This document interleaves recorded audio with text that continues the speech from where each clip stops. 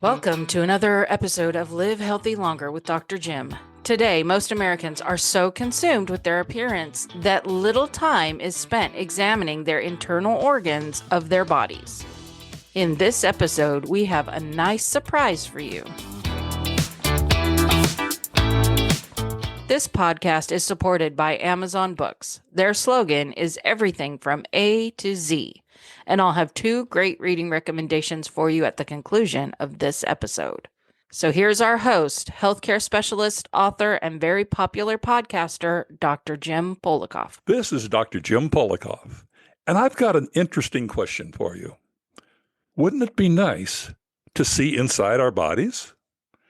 We might be surprised to discover some very startling facts. Now, my special guest for this new episode of Live Healthy Longer is a well-known physician, Dr. Jonathan Reisman. Dr. Reisman is the author of the best-selling book, The Unseen Body, a doctor's journey through the hidden wonders of human anatomy.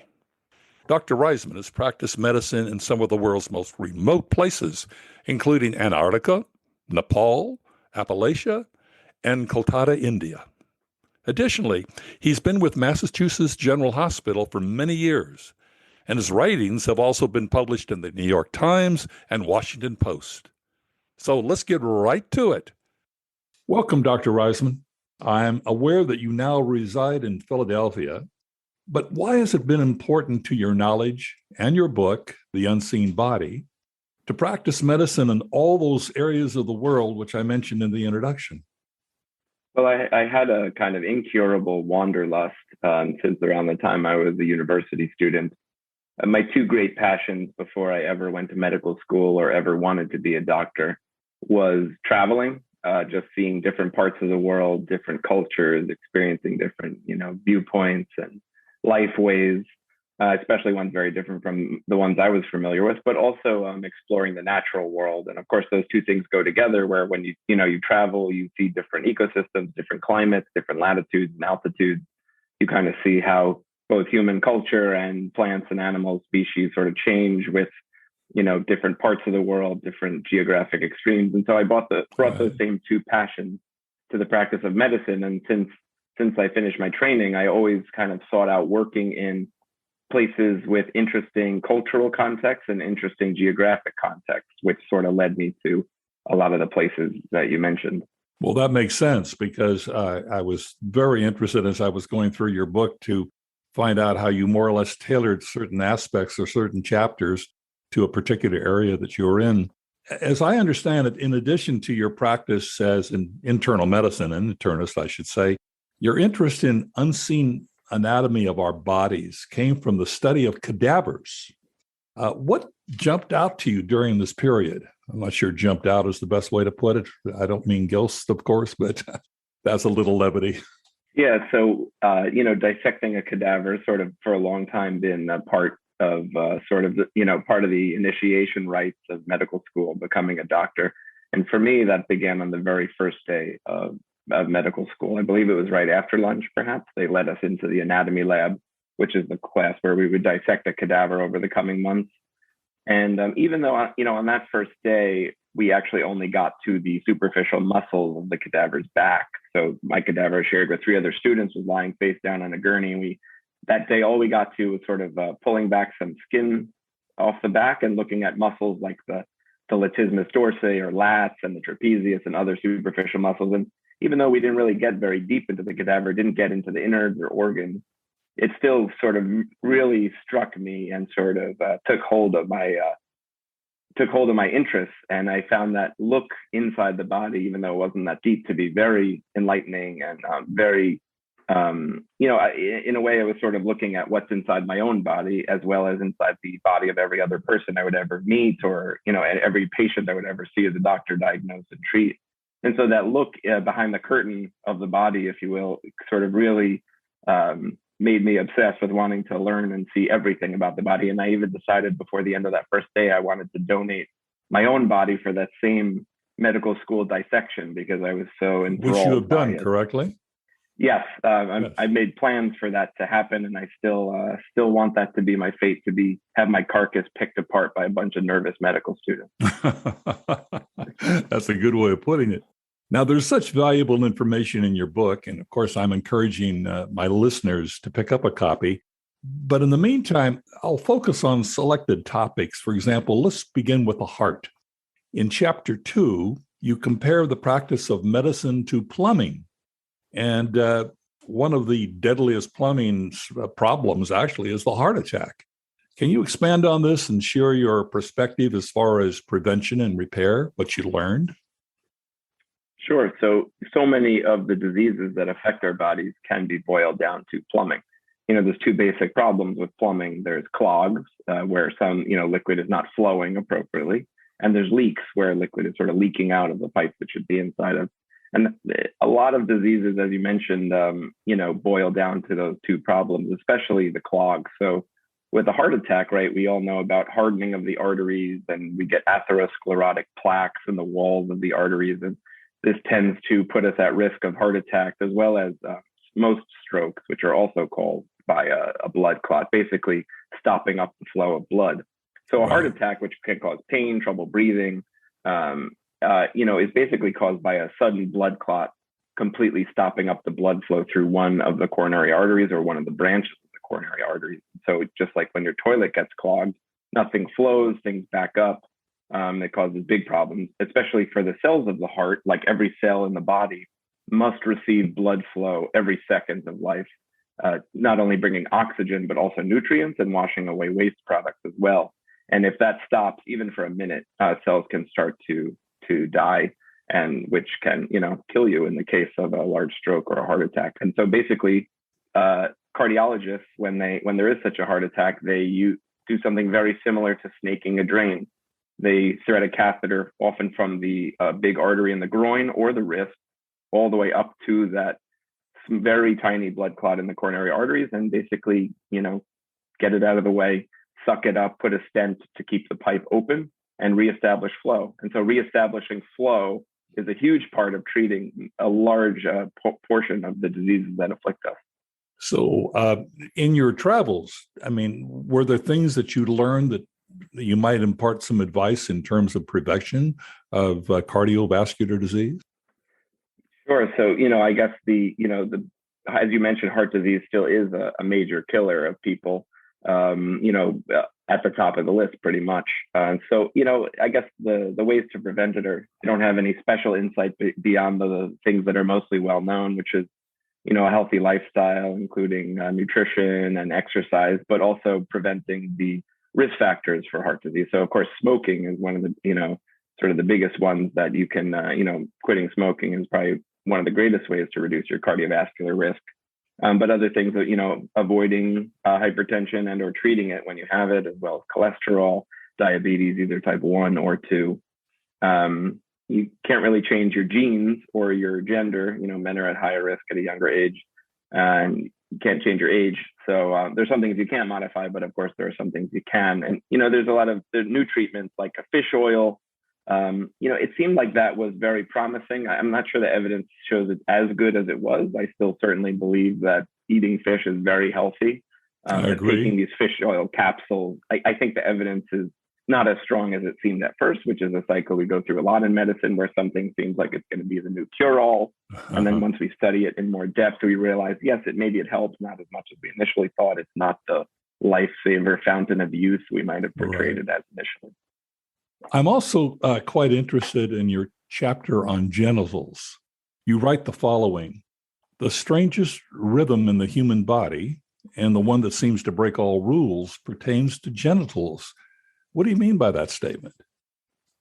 So when I was in medical school, I was struck by, one of the things I was struck by was how so much of what I learned about how the human body works is a rhythm or a cycle. Everything just happens again and again and again. The heart fills with blood and then squeezes to empty, fills with blood, squeezes to empty, every minute of every day of our lives, from before birth until death. And similarly, every organ has its cycle. The gastrointestinal tract, of course, receives a meal each, 3 times a day. The gallbladder fills with bile and then empties to help you digest. The pancreas creates enzymes and then squeezes them into the gut. The bladder fills with urine and empties, fills with urine and empties. The rectum fills with stool and empties. Everything has this cycle. And I noticed that, the cycles of the genitals are unusual, especially menstruation, which kind of has this is sort of an archetypal rhythm of the human body, so much so that we call it a period itself, because it is so rhythmic and its rhythm is followed. It's unusual partly because it's a very slow rhythm. It only happens every month that the lining of the uterus grows and then is shed in menstruation.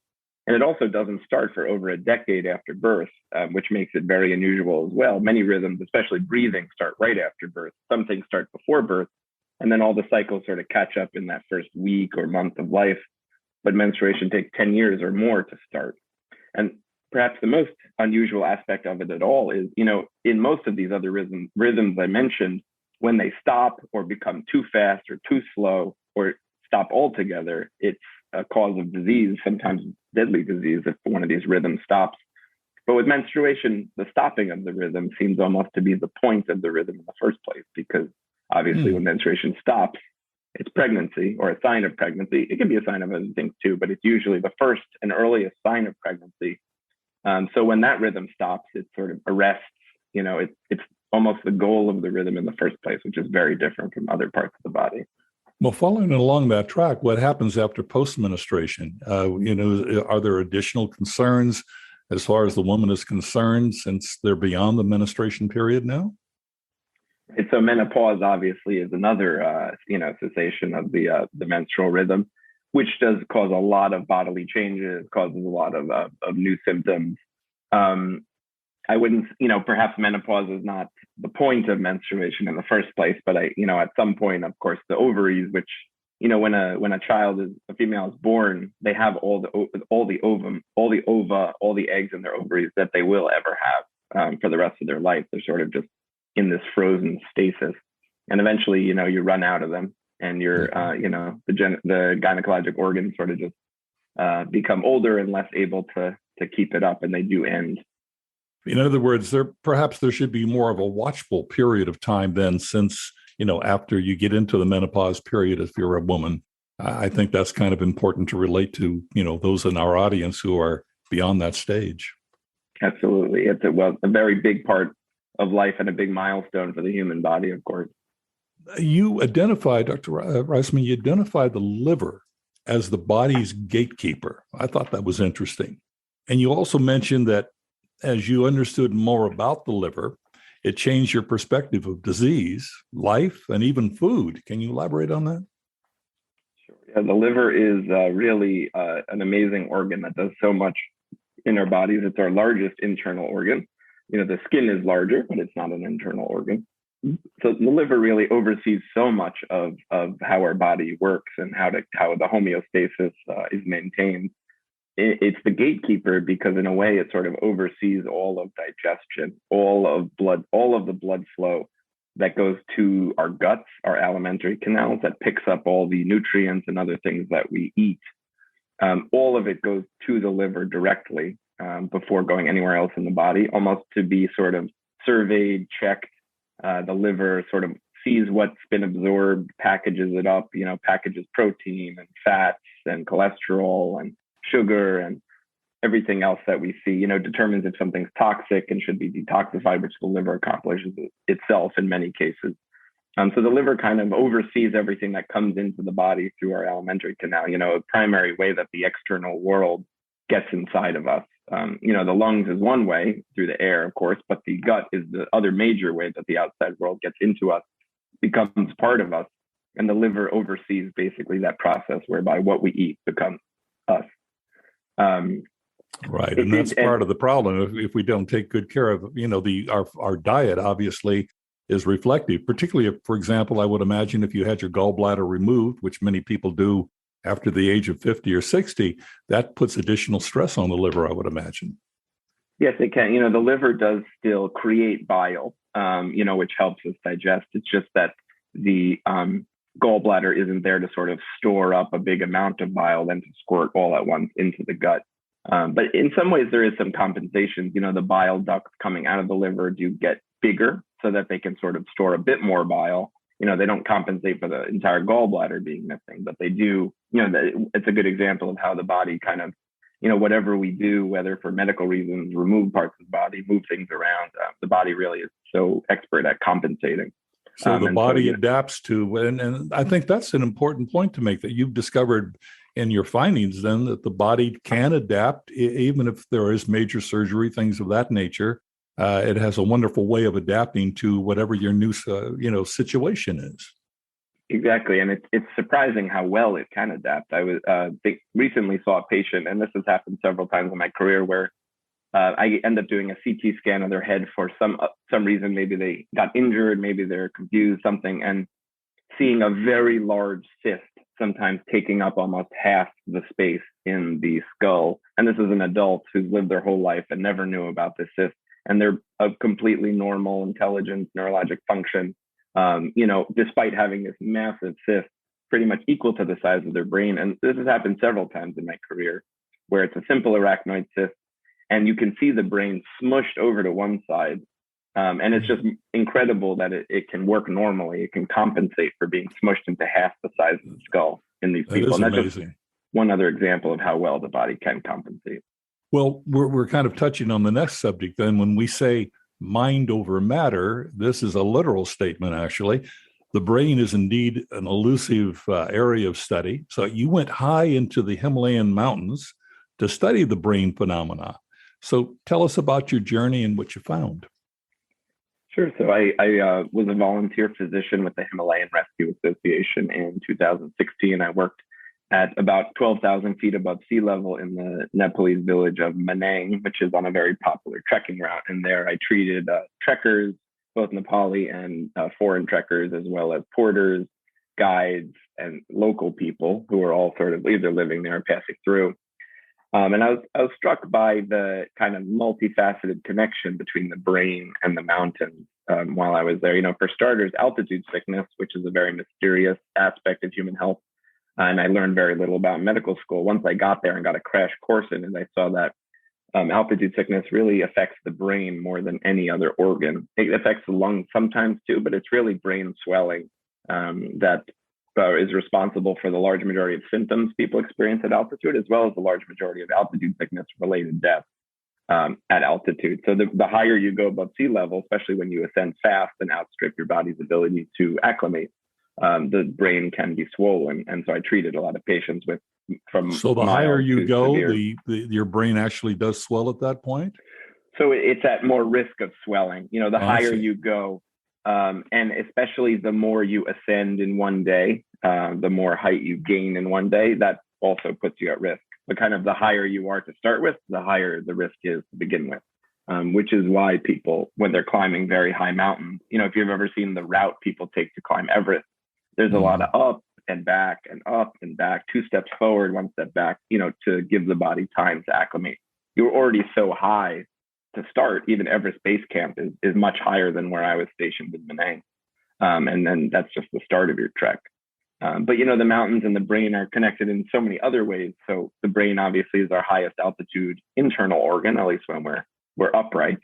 But also, we go to the mountains for a variety of reasons. While I was in Nepal, I spoke to several Tibetan Buddhist lamas who sort of retreat to the mountains to sort of meditate for much of the day and sort of, do their spiritual and religious practices.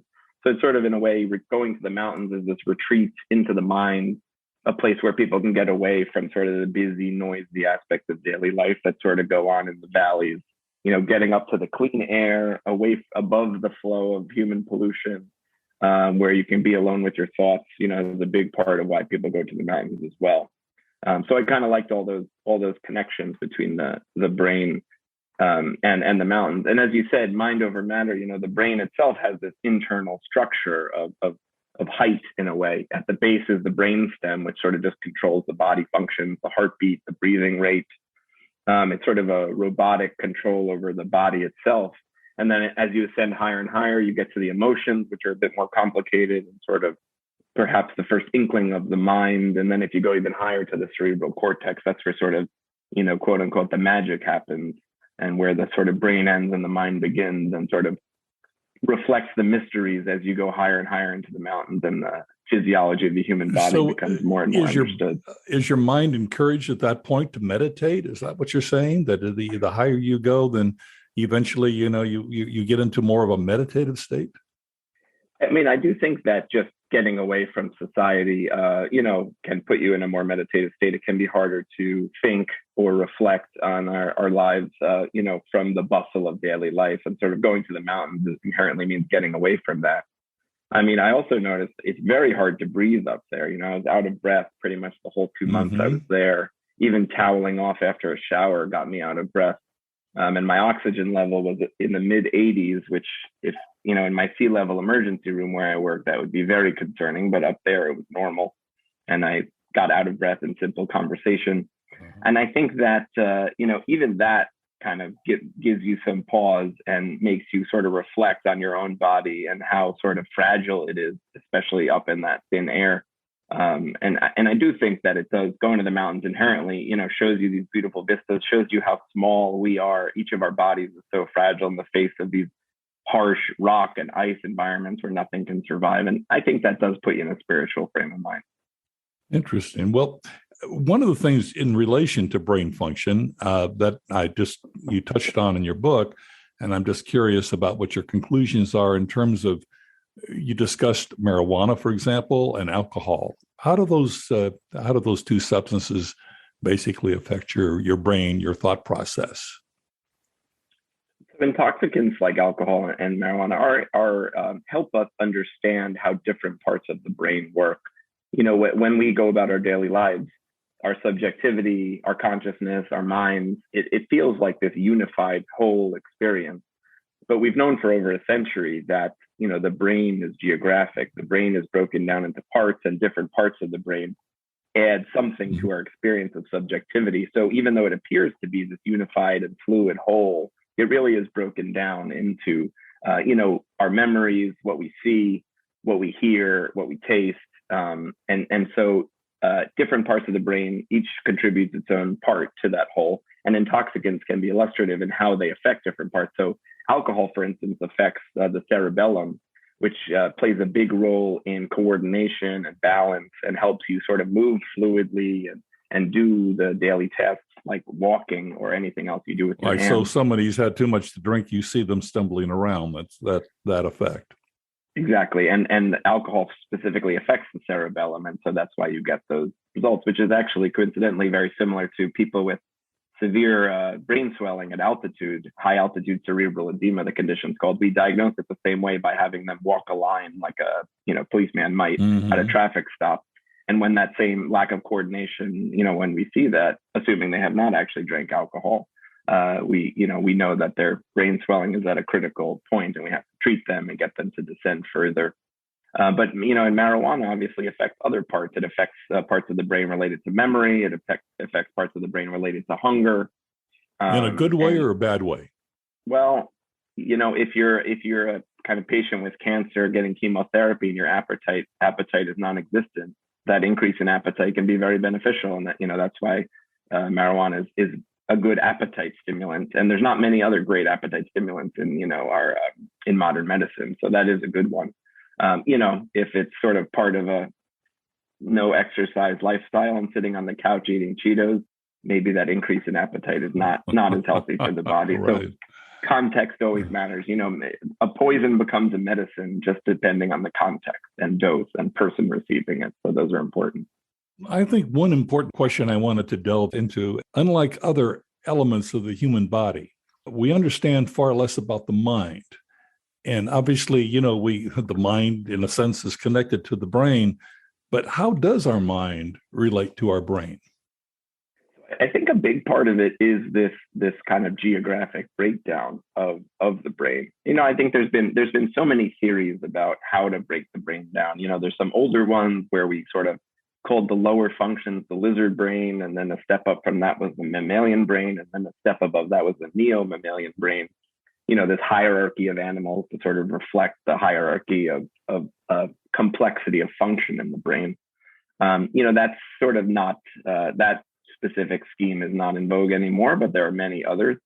But I really think, I guess everyone's take on the mind might be a little different, and I don't I don't discount any view at all. Well, for Some people example, think, you see the brain, but you don't really see the mind.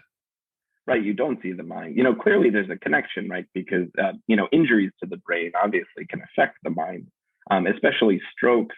Strokes, for instance, can be very illustrative of brain function because it's almost like a living experiment in that you get the death of a small area of the brain, sometimes large, but more illustrative if it's a very small area, and then see what sort of function that person lacks. A very small stroke might make someone be unable to recognize faces.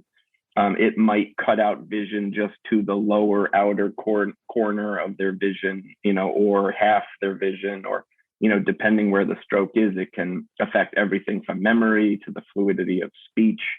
And I feel like that really illustrates how sort of broken down the brain is. I mean, if someone forced me to create my own theory of the mind, I would say that it just is a million different functions of the brain sort of stitched together into what we experience as a whole, when actually it's sort of a million parts all just working together.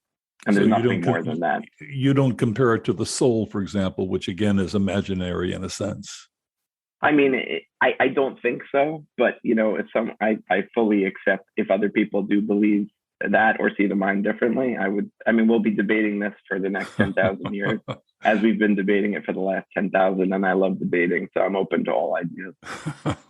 Well, it's interesting in your book that you describe the skin as being intelligent. Now, that's a different perspective. Can you elaborate on that? Yeah, so the skin, I was fascinated with the skin before medical school, as they say in the chapter. I learned a lot of kind of prehistoric crafts, and really loved especially the craft of skin tanning, or tanning animal hides, which I really took to and loved. And then when I got, so the skin was sort of had a special place in my heart because I had gained some skill and some experience in that craft and really loved it. When I got to medical school, as I mentioned, with our cadaver, the skin was almost treated as sort of wrapping paper, where you just tear it off, get it out of the way, and sort of get onto the goal, the present inside. And we kind of ignored it in anatomy lab, which I was, not thrilled with. But then we learned about it in some more detail, like in histology class, pathology class. So basically, the skin has this magical ability to predict the future in a way. When sun shines on your skin, the skin senses it and senses the need to protect DNA and skin cells from the ionizing radiation from the sun.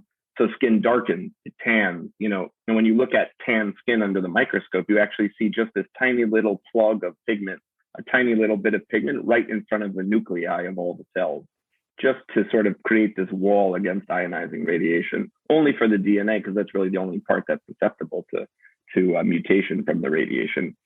So it's almost predicting the future, predicting more sunshine to come and protecting itself as a result. And you see that same intelligence with calluses. So when our skin experiences friction, it sort of thickens and hardens into these calluses, almost in anticipation of more friction coming in the future.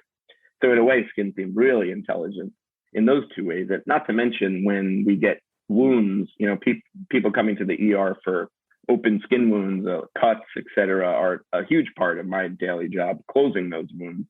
And I usually sew them shut, mostly for cosmetic reasons, but to reduce the eventual scar. But almost all of those will close on their own, because skin has this magical ability to cells migrate from the edges of the wound in to fill the defect and just regrows. And, you do get maybe a less than beautiful scar, but skin sort of magically has this ability to, close itself, to keep the body's insides closed away from the outside. So it's really an intelligent organ. Well, wouldn't it be nice if our internal organs had the same capability as skin in terms of, protecting itself and revitalizing itself? In chapter 15 of your book, The Unseen Body, you write, every piece of our bodies, every bit of flesh requires a constant flow of blood as the bare minimum to stay alive. So what do we need to know about blood and how to keep it healthy so that we survive effectively? Right. So the very basic, job of the cardiovascular system is for the heart to push blood through this branching to infinity vascular tree to deliver fresh, nutrient-filled and oxygen-filled blood to the doorstep of all trillion of our cells, really every second. You can think of it as almost a really large and complicated drip irrigation system, where this branching system of pipes brings fresh water, or in the case of the body, fresh blood, to every, the base of every plant in the garden, the base of every cell.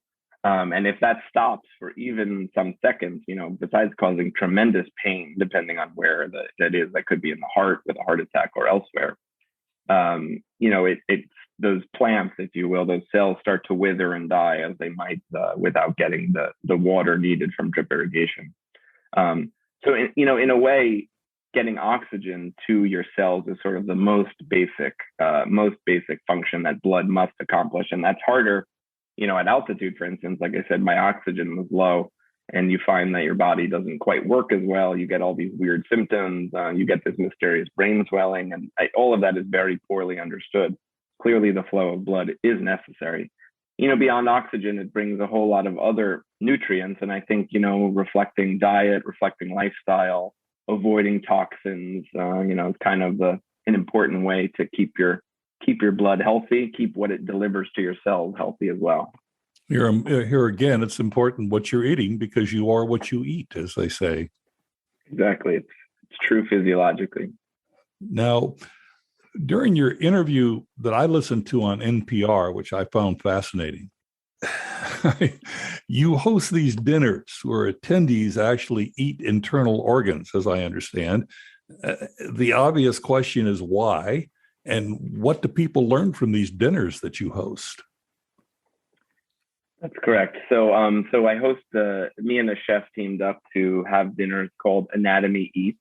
We've held several at the Free Public Library here in Philly. And Anatomy Eats is basically sort of exactly what you might expect when a doctor and a chef get together.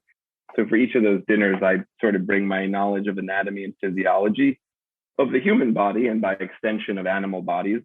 And then, we sort of talk about interesting body parts, internal organs. And then while talking about them and exploring how fascinating and complex they are, we serve dishes made with those organs. So for instance, we had a dinner based on the cardiovascular system, where we talked all about the heart, and me and the chef dissected a cow's heart, which is quite large, in front of the audience. We ended up serving 3 species of heart cooked in 3 different ways. We served some blood sausage, and we served bone marrow, where all the blood cells come from. So that was the cardiovascular system dinner. And really the goal is sort of just to have people think about how their own body works, and to understand how what we eat from the animals' bodies really is very similar, physiologically and anatomically. And so I think that perspective, the food perspective and the anatomy perspective, sort of crammed together side by side, gives people an interesting perspective on what they are made of as well. So, in other words, I would imagine if you're eating internal organs or you're serving those, genitals would be a dish that you would serve. Am I correct? I mean, a wide variety. Do people, do you have others, anyone at the table who really feels like this is not for them, or my God, I can't believe I'm eating this? Or do they feel like it's delicious food? Well, the food, I have to say, in my own perspective, the food is delicious. Chef Ari Miller is really a master at cooking these unusual body parts. I think our dinners tend to be selective in who they attract. I think someone who might feel that way, as you just laid out, might not buy a ticket and come to one of these dinners. So it's sort of self-selecting for people who are kind of curious and adventurous eaters. Right. Well, I mean, I think it's just fascinating. I mean, can people actually email you, call in, try to put themselves on a waiting list for one of your dinners? And I'm assuming since you live in Pennsylvania, or Philadelphia, that's where these dinners take place, I'm guessing.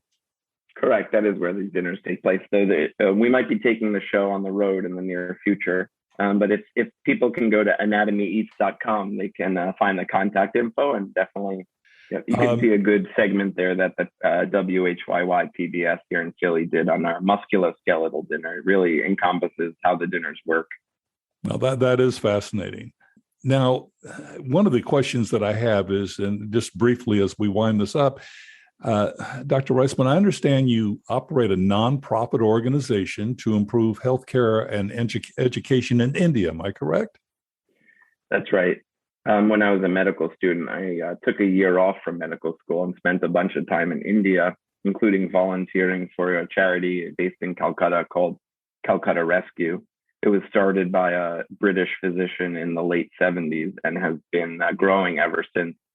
And, there's so many charities in Calcutta. I saw while I was there and met other volunteers working for various medical and educational charities. And I thought Calcutta Rescue really stood out in delivering impressively high quality medical care and high quality education to really some of the poorest people I've ever encountered living in the slums of the city or on the sidewalks itself.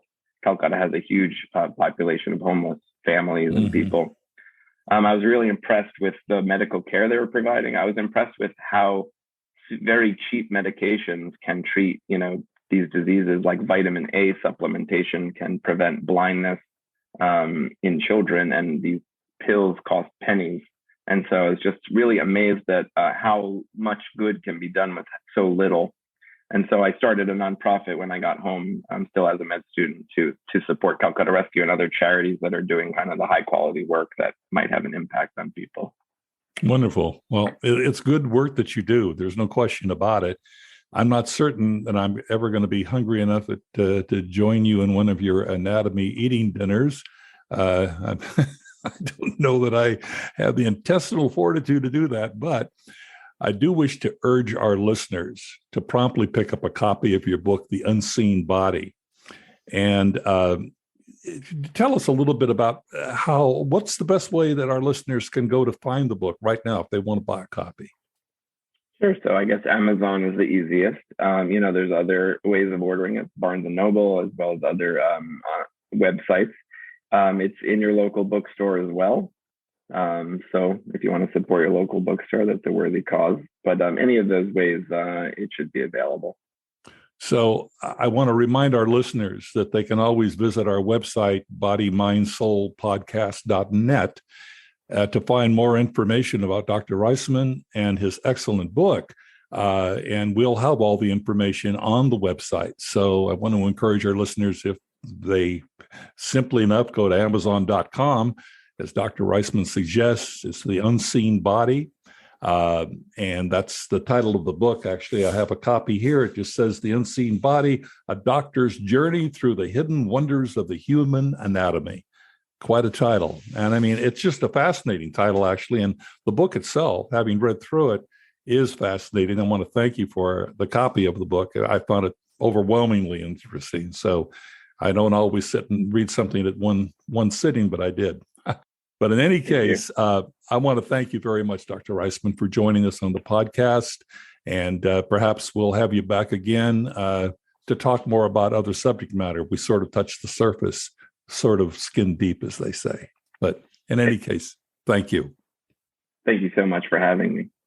You can get a more vivid look inside your body by going to Dr. Reisman's website, jonathanreisman.com. But you can also find this information along with many other great podcasts by coming directly to our website, jamespolakof.com. That's James, Polakof.com. Again, that's jamespolakof.com.